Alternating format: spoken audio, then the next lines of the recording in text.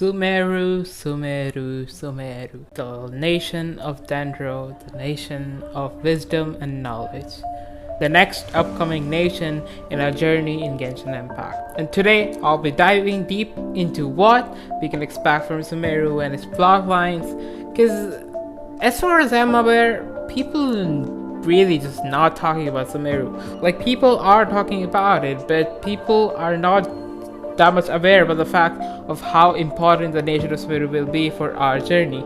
So today, I will be discussing the plotline and the lore point that we get in the upcoming nation of Sumeru, and why I think that Sumeru will be the region that kickstarts the actual story of Genshin Impact.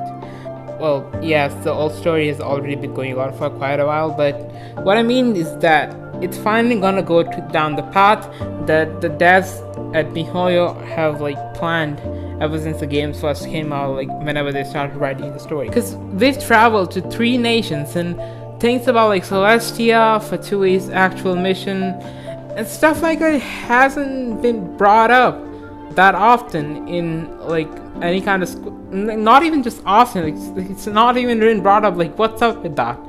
So I think that finally things about Celestia, Invincible Tree, Conria will actually become relevant to the actual storyline, and finally everything we've learned from artifact lores and stuff about Invincible Tree, ley lines, memories, and stars, constellation. I think from Sumeru and onwards is when these things are actually gonna come into play in the plot from now on, and it's not just gonna be save this nation, save that nation. Also, I will not be arguing about who the true Dendro Archon is or anything related to that, because I think a lot of people have already talked about it. I don't really have my own personal view on that topic. So yeah, whether the Kusanali is the Dendro Archon or not, or whoever it is, I don't really care for the moment. So without further ado, if you enjoy this video, please like and subscribe if you're new. This is my first ever theory video, by the way. If you want to see more, then definitely hit the subscribe button. Next theory video I'm gonna making is gonna be about Sumeru, and you definitely don't want to miss that, trust me. First of all, I've divided this video into 3 parts. In the first, I will be discussing what the story up until now has laid the foundation to, and how it will affect Sumeru, which should explain to you why I think that Sumeru is gonna be a huge plot point, or a huge change to the actual the current ongoing story of Genshin Impact, and actually gonna focus on the main story rather than saving a nation like Liyue, Mondstadt, and Inazuma. Next, I will be discussing the possible plot points and lore that are likely to be in the Sumeru's arc, which have been hinted throughout different quests, story quests, world quests, artifacts, and stuff like that. And lastly, I will put forth some things that could happen in Sumeru that have been hinted from a really long time since the beginning of the game, but I think that Sumeru is the best place to execute them in the storyline. So without further ado, let's start with the first segment. See, before I get to explaining my predictions for Sumeru and its lore, I want to give a brief explanation on why I think Sumeru is a vital point in this entire story of Genshin Impact. I will be going over the story of the 3 nations we have so far, and I will be explaining what they have established in form of story writing, and I will also explain how story writing is done for the readers, in this case, players, by MiHoYo, to set things up. See, whenever a story starts, it has to abide to certain rules in order to be liked by the consumer, in this case the players obviously. It has to immerse the player immediately, which Genshin does with that cool cutscene with a cute ass model. As soon as you just open the game, just start, and you just see that really cool thing, you're like, wow. Anyway, next it has to slowly explain the basic elements of the story and introduce the character to world building and stuff like that, basically. In my opinion, Mondstadt is my least favorite arc because of how stale the main story was in the Archon quests and stuff. But given that it was the first region, which is a prologue and supposed to be the introductory nation to the game, I can't really complain. It gives you a basic understanding of Tepa. For example, it tells us about certain things that we need to know about Tevat. It has 7 nations with 7 gods ruling it, each representing their 7 known elements in the game. The cryo goddess Rajnaya has a diplomatic delegation called the Fatui that have 11 high-ranking harbingers. who are on the search of the gnosis of the archons and the gods of other nations. For the people who are interested in the lore, it gives us more info, including the god of time, Andreas the Caribbean, Durian, and some other artifacts role related to different people or civilizations of the past. Next, it has to give it a satisfactory ending to the first arc, and still leave some cliffhanger question to force the player into continuing with the story. It did that with suddenly showing Shinora, a harbinger, making it so that it ended Monster's Crisis with Diwali and stuff, but still gave us a reason to play it more and find out why she took the gnosis and stuff. After the first introductory segment, we are diving Liyue, the second and last part of the introduction, to do the basics and huge mysteries put forth to force the players into thinking more. Now look, I gotta admit, the first two acts in Liyue were just really boring, since they were just literally just fast quests with Zhongli without having any kind of lore implication to the story, as opposed to Inazuma, where we get to learn about visions and what they do to people. But once again, since these two acts were still introductory, meaning they were to be simple to understand for the audience, even though they literally had zero significance except for the Boo Pharmacy part, I won't complain. However, they went all out on the finale of Liyue. Act 1 and Act 2 didn't really set anything up besides just telling us this child may have ulterior motives and that they needed to see the Exuvia. But the finale, oh god, brought forth the mystery of Child's involvement, the teasing in a more neutral light, the intense atmosphere that something big is about to take place. Child being finally revealed to be the villain with the boss fight, which was epic by the way, and then when you thought everything was over, they brought a squid. After all this blows up, the place was steady at the string in amazement thingy. That was so cool and captivating. It was the perfect way to end our arc. And the Giga Chats and Mihoyo was like, nope! More story! Like, just when you thought that the cool fighting cutscene was over, Mihoyo throws the final conclusion in verbal form to finalize the arc by keeping the contract details a mystery, showing the most trusted person, Zhongli, during the entire quest, be on somewhat good terms with two evil Fatui harbingers. Just wow, like wow. First, they reveal the plot in the beginning of Act 3, executed in a way that hypes the players up with cool cutscenes and fight, and then adding the cherry on top, a cliffhanger to force the players to keep playing the story and find out whatever the contract the Zhongli had with Saritsa and stuff. Now with the basic introductory act finally completed, it has to bring back some of the old actual plot to spice things up. With the We Will Be Reunited quest, even more questions and even more eagerness to play the story, like wow. Now Inazuma, a nation that was long awaited by everyone but made quite a lot of people discontent. For no reason, like, I mean, yeah, I understand it to some degree that they could have done it better, but in my opinion, it's the best executed nation story yet. Like, in terms of, if you compare the whole story from Act 1 to Act 3, and like, even like the every single world quest and stuff, I think it's the best one among all three. The only act that I would say which was better than Inazuma was the ending of Liyue arc. Other than that, there's not a single quest in game that was better than the Inazuma arc.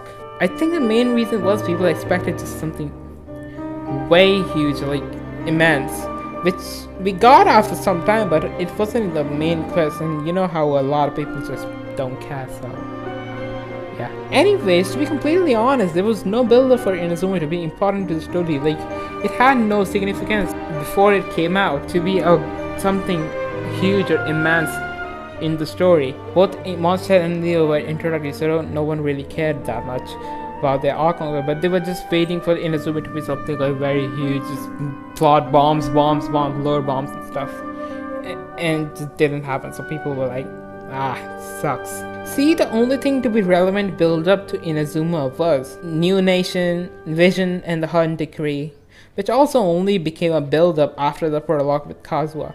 So you see, like, there really was no huge build-up for it to be insane, but it did its job very well. First off, it brought us to Rito to show some political issues of Inazuma. After a kinda unnecessary long quest to get into Runakami Island, and then coming back to the original plot of Inazuma, showing us the effects of the Legend 100 degree, building up the plot, which I just really liked. Like, after all the basic introductory in Liyue and Mondstadt, this like finalization of all the kind of introduction in Inazuma in this act was really good with visions and stuff. The second act is where everything starts to boil. We get a confrontation with A, we go to the resistance, and that's it. I gotta say, they could have really extended the resistance arc in Act 2, so it didn't actually feel like it was like a one and done thing. Anyways, after there comes a long finale.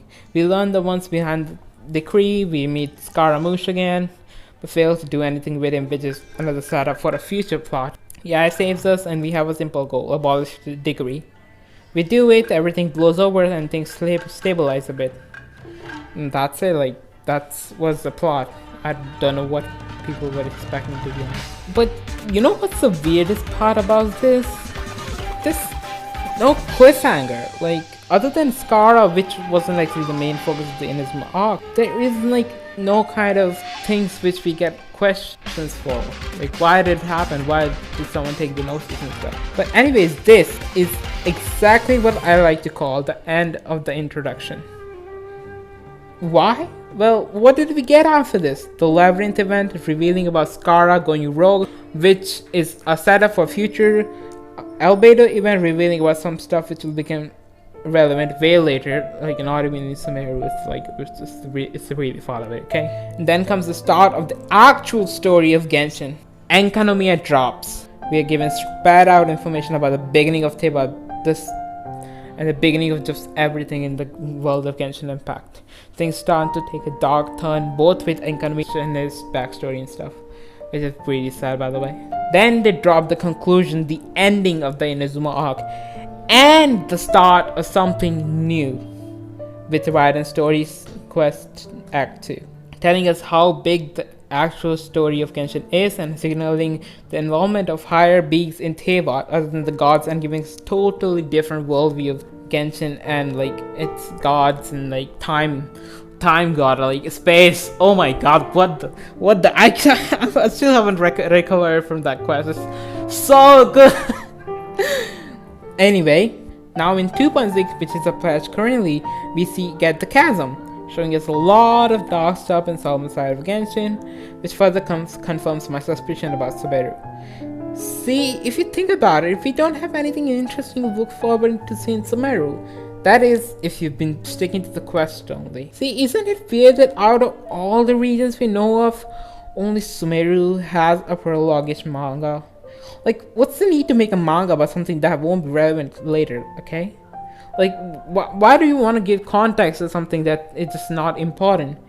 If you play Honkai, a lot of stuff that happened in the past, which becomes relevant in story chapters way well later on, is also only in the manga. Yes, I know the Genshin manga didn't have that much lore about Sumeru, but why would MiHoYo want to put out a manga for a nation that won't be relevant? Like, just doesn't make sense. It even showed that things are related to the delusions is even experimented in Sumeru. It's just too good to be a coincidence. Why is it just now? Just now have things started to take a darker route in Genshin. I mean, yeah, Genshin's story was already dark if you read the flavor text and stuff. But only now has the quest started to take that route. Only now did we find out about the beginning of Teyvat, the primordial one, Easter Route, Enkanomiya and Raiden accent, which, like, it's just so weird that we're just getting so much basic info about Teyvat just before Sumeru. Like, am I the only one that's questioning this? Like, what? Heck, even the fact that Scaramouche has a gnosis which connects to Celestia is probably gonna take place in Sumeru. Even the title of one of the acts in Sumeru is called The Truth Amongst the Pages of Purana. Purana is literally all the ancient texts about mythological legends and folktales. Just consider it like a history book of Genshin. So my point is, delusions, introduction to the primordial one and its shades, story getting darker, reaching the middle nation among the seven, which is related to knowledge and wisdom and books, and like there's a lot of history and stuff. Having a manga on an Archon who supposedly died 500 years ago but is still a mystery. Like, you see a pattern here? It's too good of setup to be just a coincidence. Now let's move on to the second part of this video. Yeah, so let's just get into the actual lore stuff or plot points that we could get in Sumeru based on the evidence we have and what has been hinted. The Sumeru Academia will be a huge focus, including the Scholar Star. I really want a really long stretch world building of Sumeru. Like, Academia of Magic and Sorcery is such a cliche and isekai anime, and I would love to learn more about the elements and ley lines in the academia, because they definitely studied that. It's been hinted, not even hinted, like it's literally been put in front of you that they do study that and they know a lot more than we think. Sino is probably gonna be a tour guide or the one that introduces us to Sumeru from the looks of it, at least for the beginning of like the Sumeru arc. I think he will be the one to introduce us to Cole in the Academians. I think that Cole is gonna be the one we are gonna seek or meet during the time we learn about the Fatuian delusions. I mean, come on, why was he so important in the manga? Otherwise, he literally had the whole Genshin manga dedicated to him. Like, the whole manga is based on it except for the Vanessa part, which is the prologue. Like, how is he not gonna be relevant? And we are definitely going to learn some dark stuff about human experimentation and God's residue and stuff like illusion. Dottore and maybe his companions or workers or employees or whatever they are probably going to be the bad guys, like the evil Fatui era with like the villains in any arc. So far at least. Lastly, for the obvious things, we are gonna learn something huge about Teyvat that will give us a lot of info. Maybe about the ley lines, the invincible trees, something about Celestia, just something completely different. I can't imagine having the region of Sumeru of wisdom and along with an academia, a school, the school that studies into the ley lines and stuff, be there just for show. But as we've seen, knowledge is a resource in Sumeru.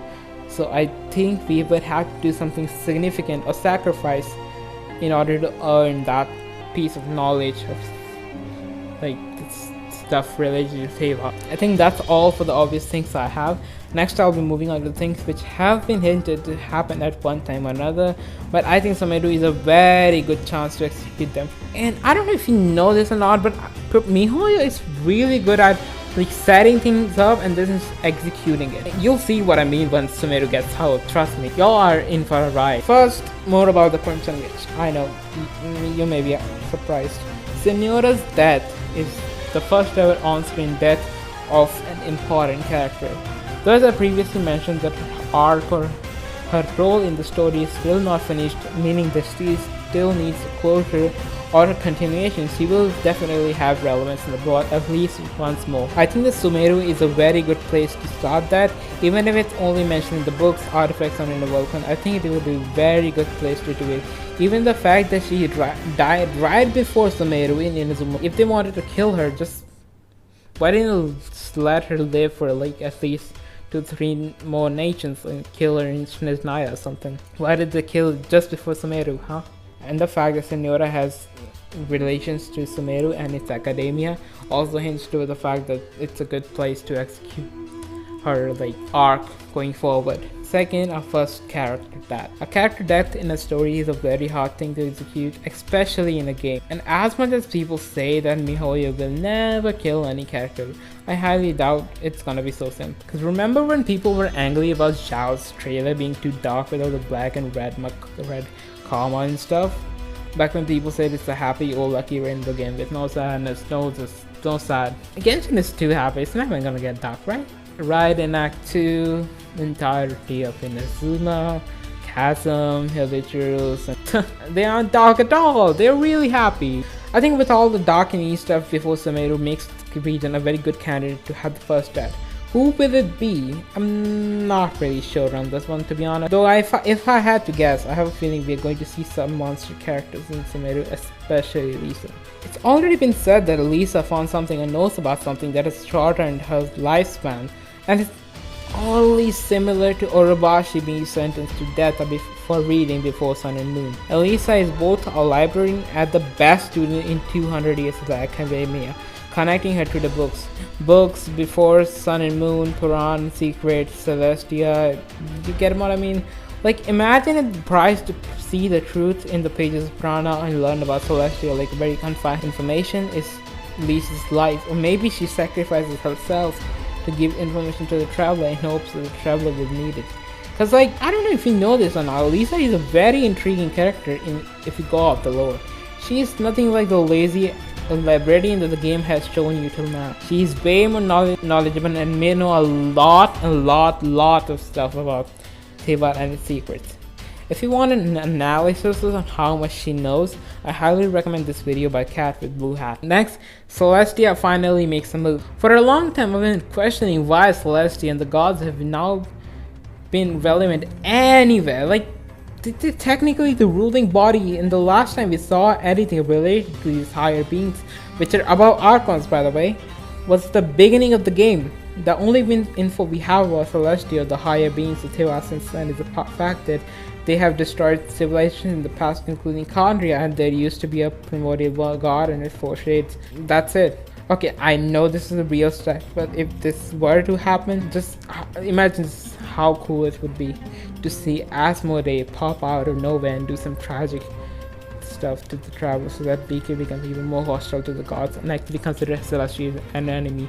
Because so far we've only considering Fatui and like the Besotted as like enemy, like antagonist. And I think Sumeru is a very good place to use, considering it's like the middle part of the 7 nations. Celestia has been so irrelevant for such a long time, even though it's such an intriguing part of the story. Like, I have a feeling that at least one small town or city is going to get destroyed with Celestia in order to make us more hostile towards it. And even though if the destruction is not in Sumeru, I want to see more Celestia.